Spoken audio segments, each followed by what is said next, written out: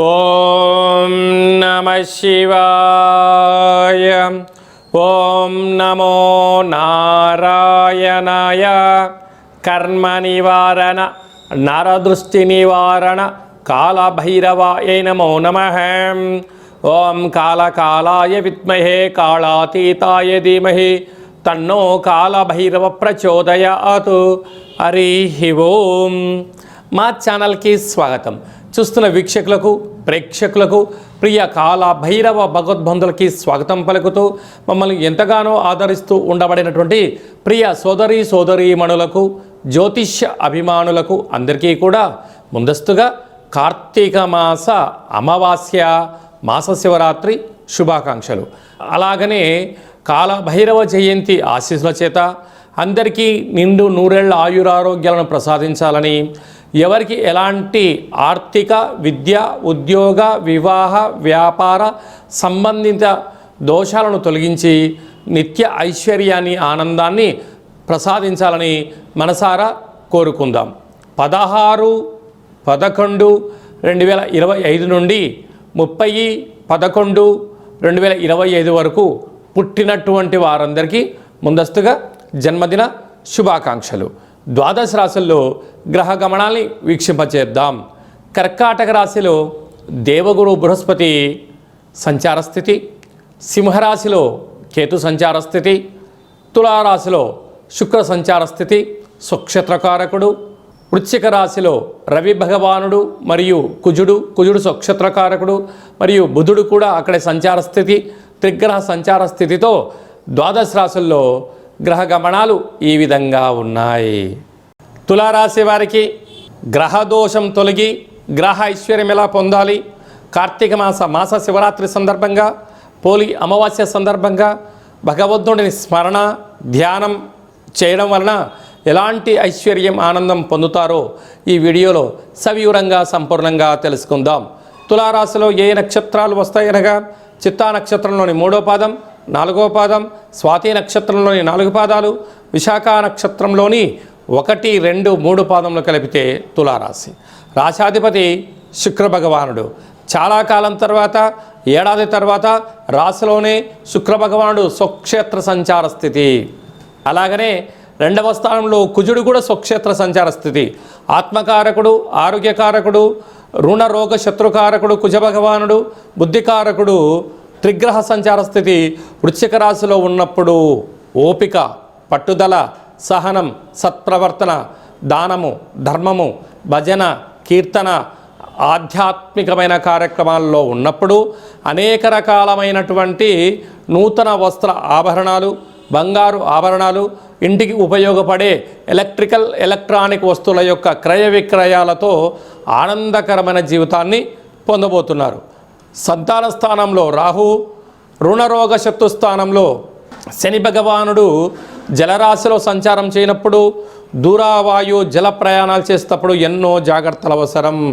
వాహనం ఉంది కదా, రోడ్డు ఉంది కదా, నా ఇష్టం వచ్చాడు నేను ప్రయాణం చేస్తాను అంటే పరిస్థితులు అనుకూలంగా లేవు.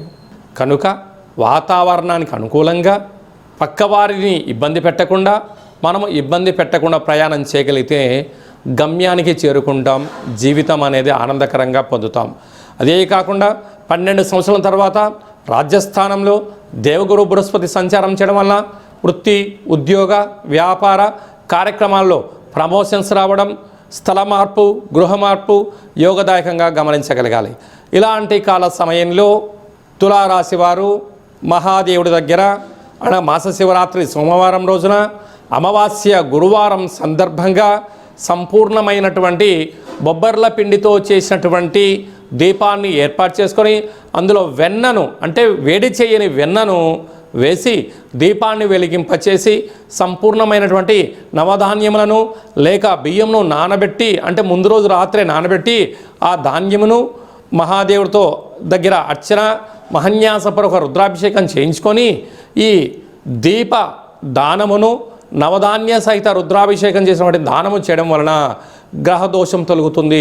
సినిమా రంగాల్లో ఉండబడిన వారు, సాఫ్ట్వేర్ హార్డ్వేర్ ఉద్యోగస్తులు, యూట్యూబ్, వాట్సాప్, ఫేస్బుక్ క్రియేటివిటీ రంగాల్లో ఉండబడినవారు, సాంకేతిక రంగంలో ఉండబడిన వారు, వ్యవసాయ సోదరీమణులు, గృహ భవన నిర్మాణ కార్యక్రమం ఆచరింపజేసేవారు ఎంతో జాగ్రత్త అవసరం అని చెప్పి జ్యోతిర్విజ్ఞానం తెలియచేస్తుంది. రుద్రాభిషేకము, ఒక దీపాన్ని ఏర్పాటు చేయడము, సాలగ్రామ దానము, స్వయంపాక దానం చేయడం వల్ల మహాదేవుడి యొక్క ఆశీస్సులు ఉంటాయని చెప్పి గమనించగలగాలి. అలాగనే 20వ తారీఖున మనకు గురువారము విశాఖ నక్షత్ర సందర్భంగా పోలి అమావాస్య సందర్భంగా మనము వెన్నతో దీపాన్ని పెట్టడం వలన మహాదేవుడి యొక్క కృపకటాక్ష వీక్షణ కలిగి సంపూర్ణ నిండు నూరేల ఆయురారోగ్యాలని ప్రసాదించడం జరుగుతుంది అని చెప్పి గమనించాలి.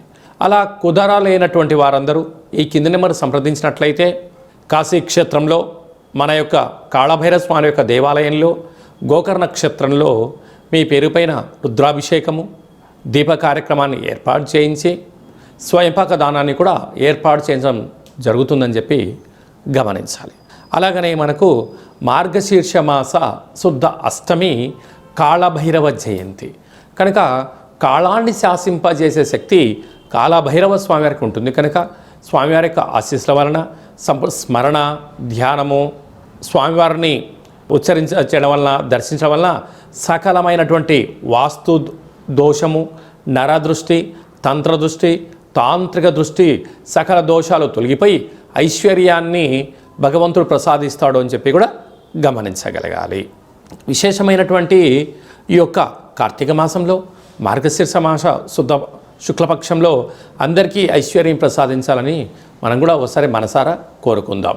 అలాగే మీ వ్యక్తిగత జాతకం తెలుసుకోవాలనుకుంటున్నారా? మీ పుట్టినటువంటి తేదీ, నెల, సంవత్సరము, పుట్టిన సమయాన్ని వ్రాసి పంపించినట్లయితే 100 సంవత్సరముల జాతకాన్ని వ్రాసి సవివరంగా సంపూర్ణంగా మీకు పంపించి మీరు పుట్టినప్పుడు గ్రహ గమనాలు ఎలా ఉన్నాయి, ప్రస్తుతం ఎలా ఉంటున్నాయి, రాబోయే కాలంలో ఎలా ఉండబోతున్నాయో సవివరంగా సంపూర్ణంగా తెలియజేయడం జరుగుతుంటుంది. చాలామందికి పుట్టినటువంటి కాల సమయంలో డేటా ఆఫ్ బర్త్లో లేనటువంటి కారణం వలన మీ పేరు యొక్క మొదటి అక్షరాన్ని అనుసరిస్తూ రాశిని తెలియచేస్తూ గ్రహ గమనాల్ని చెప్తూ అలాగనే రమణ శాస్త్రం ద్వారా అనగా గవ్వళ ద్వారా కాళభైరవ ఉపాసన చేత భూత భవిష్యత్ వర్తమానాన్ని తెలియజేయడం జరుగుతుంది.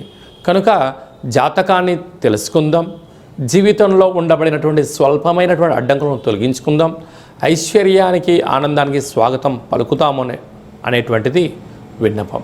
కనుక ఈ కింది నెంబరు సంప్రదించి వాట్సాప్ ద్వారా కానీ ఫోన్ కాల్ ద్వారా కానీ అపాయింట్మెంట్ తీసుకొని సంప్రదించగలరు. అందరికీ ఈ యొక్క కార్తీక మాసంలో మార్గశీర్ష మాసంలో అద్భుతమైన ఇంకనూ విజయం సాధించగలగాలి అన్నట్లయితే ఈ యొక్క పాత్రను కాళభైరవ స్వామి వారికి అక్షయ పాత్ర అంటారు. అంటే అక్షయము అనగా నశించబడినటువంటిది. అలాగే మనము ఇంట్లో పెట్టుకొని, పూజామందిరంలో పెట్టుకొని, లేదా వ్యాపార సంస్థలో పెట్టుకొని ఇలా ఒకసారి శబ్దం చేస్తే ఓంకార శబ్దం రావడం జరుగుతుంది.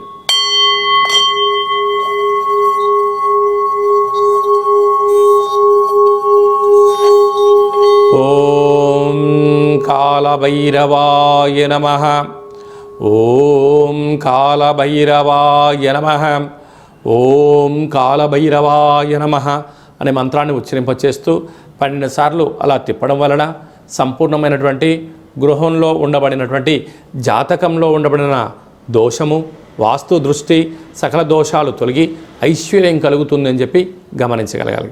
అందరికీ శుభం, జయం, ఐశ్వర్యం, ఆనందాన్ని ప్రసాదించాలని మనం కూడా మనసారా మహాదేవుని కోరుకుందాం. నమస్తే అస్తు భగవన్ విశ్వేశ్వరాయ మహాదేవాయ త్రయంబకాయ త్రిపురాంతకాయ త్రికాగ్నికాలాయ కాలాగ్ని రుద్రాయ నీలకంఠాయ మృత్యుంజయాయ సర్వేశ్వరాయ సదాశివాయ శ్రీమన్మన్మహాదేవాయ నమో నమః. హరి ఓం.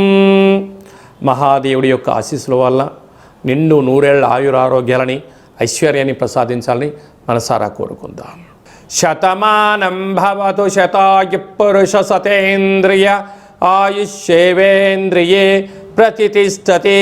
ధనం ధాన్యం బహుపుత్రలాభం శత సంవత్సరం దీర్ఘమాయు సర్వే జనా సుఖినో భవంతు, లోకా సమస్తా సుఖినో భవంతు. సర్వం కాళభైరవ దేవతార్పణమస్తు. హరి ఓం.